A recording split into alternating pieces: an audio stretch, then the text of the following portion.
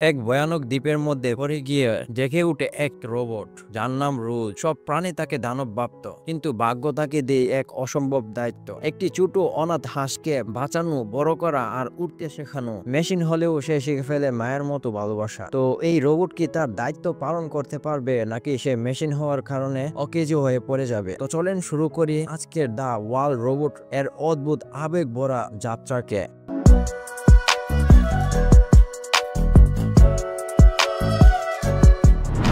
মুভিটির শুরুতে আমরা একটি নির্জন দ্বীপ দেখতে পাই, যেখানে কোনো মানুষ নেই, আছে শুধু বন্যপ্রাণী। মনে হচ্ছিল সেখানে একটি বড় বিমান দুর্ঘটনা ঘটেছে। সেখানে একটি রোবটের দেহ পড়ে থাকতে দেখা যায়, সাথে ছিল কিছু প্রাণী। একটি পাখি ভুলবশত রোবটটির কাছাকাছি এসে তাকে চালু বা অ্যাক্টিভেট করে দেয়। এটি এমন এক ভবিষ্যতের গল্প যেখানে রোবটদের মানুষের সাহায্য করার জন্য তৈরি করা হতো। রোবটটি চালু হতেই আমরা দেখি আশেপাশে আরও কিছু রোবট ছিল। এই রোবটটিকেও মানুষের সাহায্য করার উদ্দেশ্যেই বানানো হয়েছিল। এই কারণেই সে সবার কাছে গিয়ে নিজের পরিচয় দিয়ে বলছিল, আমি আপনাকে কিভাবে সাহায্য করতে পারি। আমার নাম রজান 7134, আপনি আমাকে সংক্ষেপে রোজ ডাকতে পারেন। কিন্তু এভাবে নিজের পরিচয় দিতে গিয়ে রোজ আসলে নিজের বিপদ বাড়াচ্ছিল। সে যার কাছেই যাচ্ছিল সেই প্রাণীটিকেই ভয় দেখাচ্ছিল এবং নিজেও আহত হচ্ছিল। এখানে খুব সুন্দর কিছু দৃশ্য দেখানো হয়েছে, যেমন প্রজাপতির ওড়া রোজের প্রাণীদের পিছনে ছোটা, কিন্তু প্রাণীদের উল্টে তাকেই আক্রমণ করা। রোজ বুঝতে পারল যে এই দ্বীপে সে একটি নতুন প্রজাতি, তাই তাকে এখানকার ভাষা শিখতে হবে। সে বসে সবার ভাষা বিশ্লেষণ করতে শুরু করলো। এখানকার সব প্রাণী তাকে একটা দানব বা মনস্টার ভাবতে শুরু করলো, কারণ সে তাদের জন্য এক অজানা বিপদ ছিল।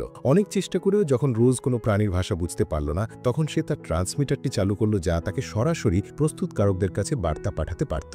রোজ ভাবল যে সে হয়তো তার মিশনে ব্যর্থ হয়েছে এবং কাউকে সাহায্য করতে পারছে না। কিন্তু জঙ্গল থেকে কিছু চোর, একটি বন্য শিয়াল, রোজের ট্রান্সমিটারটি চুরি করে নেয় এবং তার শরীরের বেশ কিছু যন্ত্রাংশ ছড়িয়ে দেয়। রোজ কোনোমতে তার শরীরের অংশগুলো জোড়া দিয়ে সেই ট্রান্সমিটারটি উদ্ধার করতে যায়। এই ছোটাছুটির সময় একটি বিশাল ভালুক তার পিছু নেয়। ভুলবশত রোজের হাতে একটি হাঁসের বাসা ভেঙে যায়। হাঁসেরা সবসময় পরিযায়ী হয়। পরিবারের সবাই মারা যাওয়ায় শুধু একটি ডিম অক্ষত ছিল। এই সময় রোজ প্রাণী, ডিম বা জীবন সম্পর্কে কিছুই জানত না। রোজ ডিমটি নিজের কাছে রাখে, তখনই সেখানে আরেক চোর, একটি চালাক শিয়াল আসে যার নাম ফিঙ্ক। ফিঙ্ক ডিমটি রোজের কাছ থেকে চুরি করার চেষ্টা করে এবং প্রায় সফলও হয়ে গিয়েছিল। কিন্তু তখনই ডিমটি ভাঙতে শুরু করে এবং ভিতর থেকে হাঁসের ছানাটি বা গুজটি বেরিয়ে আসে। রোজ ভাবল হয়তো সে কোনো গন্ডগোল করেছে, কিন্তু ছোট হাঁসটি যেই বাইরে এলো, সে রোজকে নিজের মা মনে করতে শুরু করলো এবং তাকে খুব ভালোবাসার চোখে দেখলো। রোজ কোথাও যেন সক্রিয় হলো এবং ভাবল হয়তো এই ছানাই তাকে প্রথম কোনো নির্দেশ বা ইনস্ট্রাকশন দেবে। কিন্তু হাঁসের ছানাটি তার মাকে দেখে শুধু তার চারপাশে ঘুরতে লাগলো। রোজ বুঝতে পারল যে তার আর কিছুই করার নেই, তাই সে সেখান থেকে চলে যেতে চাইল।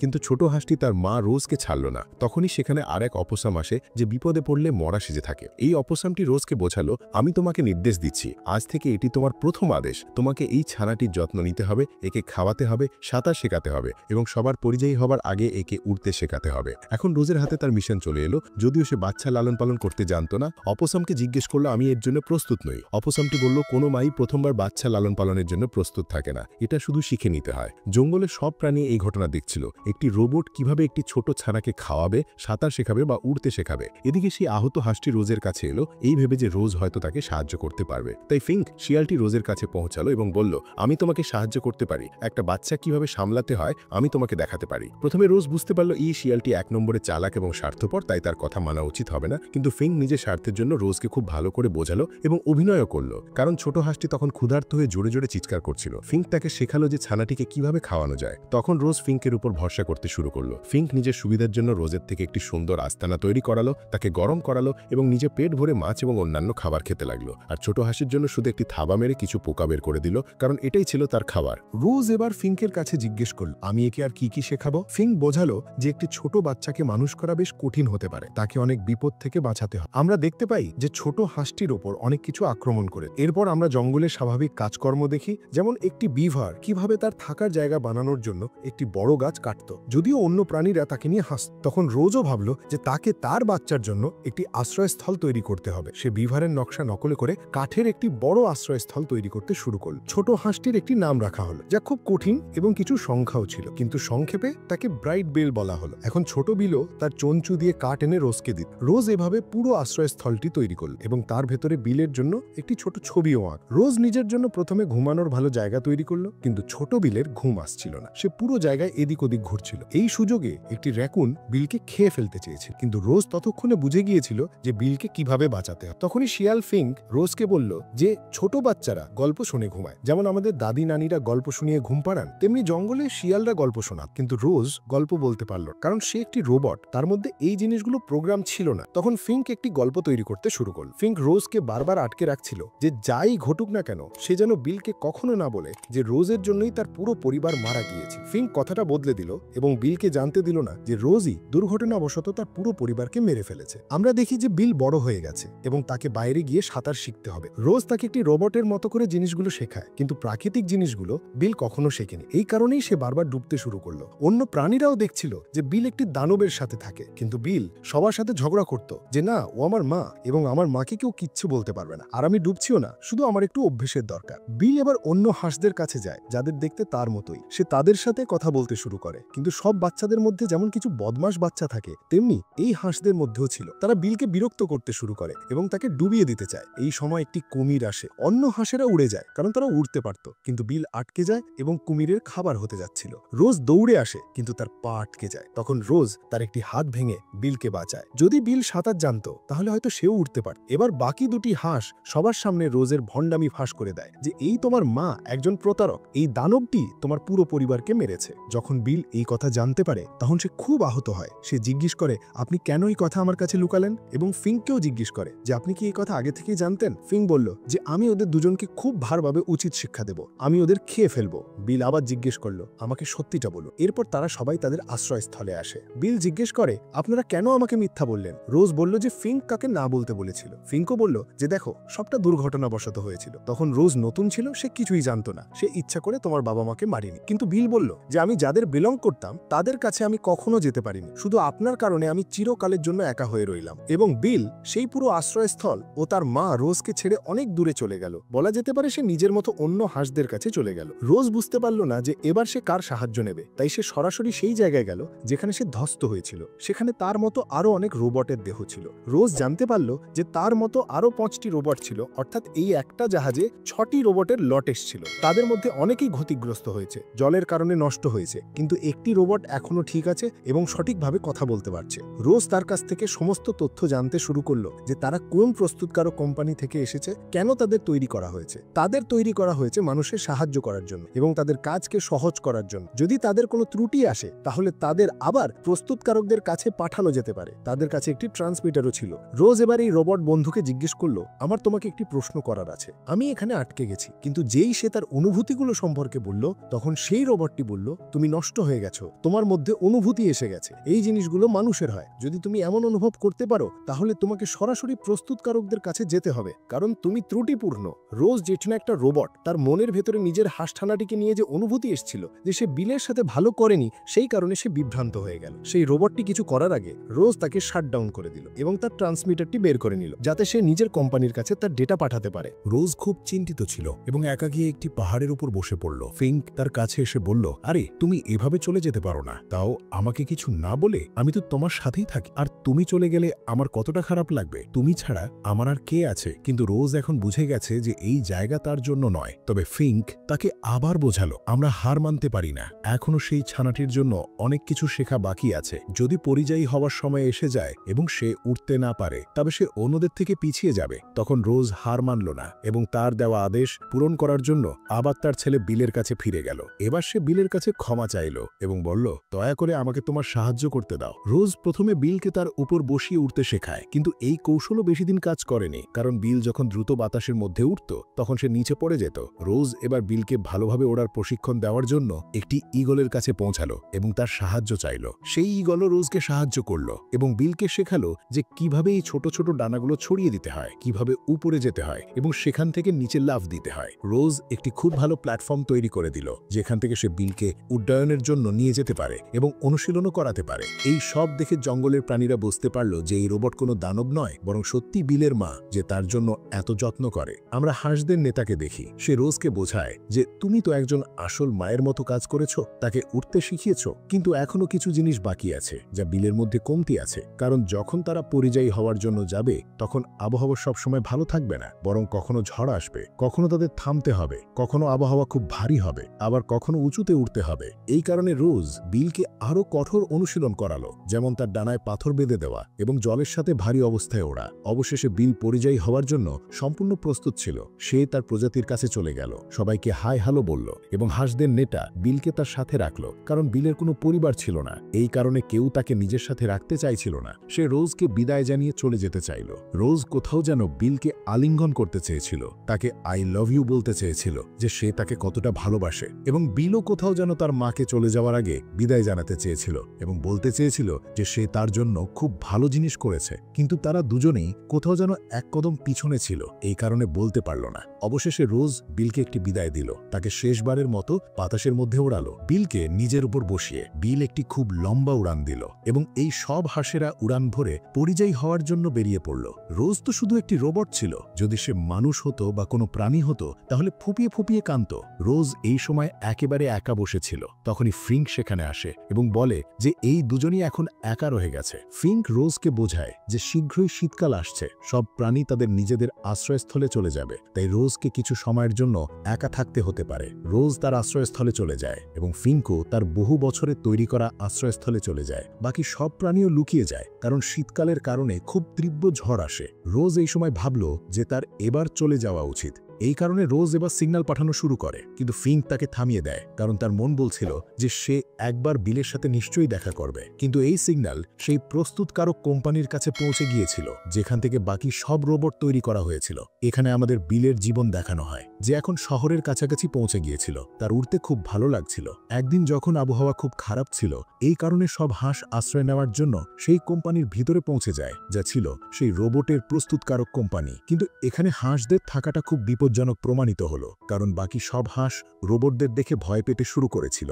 যদিও বিল ভয় পায়নি, কারণ সে ছোটবেলা থেকেই একটি রোবটের সাথেই বড় হয়েছে। এই কারণে বাকি সব হাঁস ভয়ে এদিক ওদিক ছোটাছুটি করতে শুরু করে দেয় এবং খুব আতঙ্কিত হয়ে পড়ে। তখন হাঁসদের নেতা বিলকে বলল যে তোমাকে এখন সবকিছুর ভার নিতে হবে, কারণ তুমিই হচ্ছ একমাত্র যে এদেরকে ভয় পাও না। তুমি সবাইকে সামলাও এবং এখান থেকে বের হওয়ার কথা ভাবো, কারণ উপরের পুরো জায়গাটা সিল করা ছিল, এমন কোনো গর্ত ছিল না যেখান দিয়ে তারা বাইরে যেতে পারে। কিন্তু বিল তার পরিকল্পনা অনুযায়ী সবাইকে বিভিন্ন দিকে ওড়াতে শুরু করলো। হাঁসদের নেতা বলল যে তোমরা এগিয়ে যাও, আমার জন্য অপেক্ষা করো না, আমি আসছি। কারণ এই সময় সেখানে বড় বড় রোবট এসে গিয়েছিল এবং তারা অনুপ্রবেশকারীদের মারতে শুরু করেছিল। তাদের লেজার লাইটে একটি গর্তও তৈরি হয়েছিল, সেটি বিল দেখতে পেয়েছিল। এই কারণে সে সব হাঁসকে নিয়ে সেখান থেকে পালিয়ে যেতে চাইছিল, কিন্তু হাঁসদের নেতা একটি লেজার খেয়ে আহত হয়ে সেখানেই মারা যায়। অন্যদিকে আমরা রোজকে দেখি যে রাতে প্রায় নিষ্ক্রিয় বা ডিসচার্জড হয়ে গিয়েছিল এবং কোথাও যেন বিলের স্বপ্ন দেখছিল। তখনই ফিঙ্ক তার কাছে পৌঁছায় এবং বলে যে আমার ভালো লাগছে না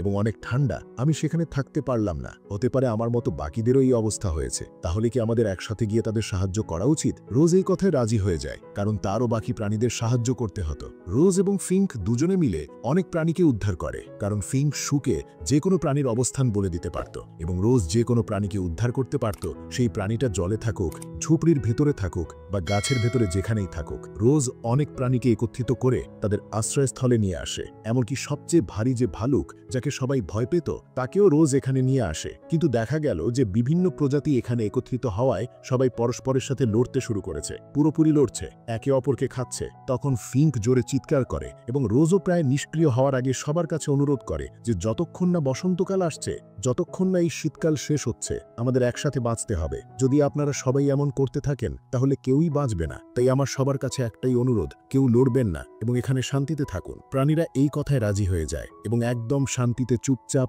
একে অপরের সাহায্য করতে করতে এক জায়গায় বসে পড়ে। এরপর যে কোনো প্রাণী যে কারো বাচ্চাকে লালন পালন করছিল।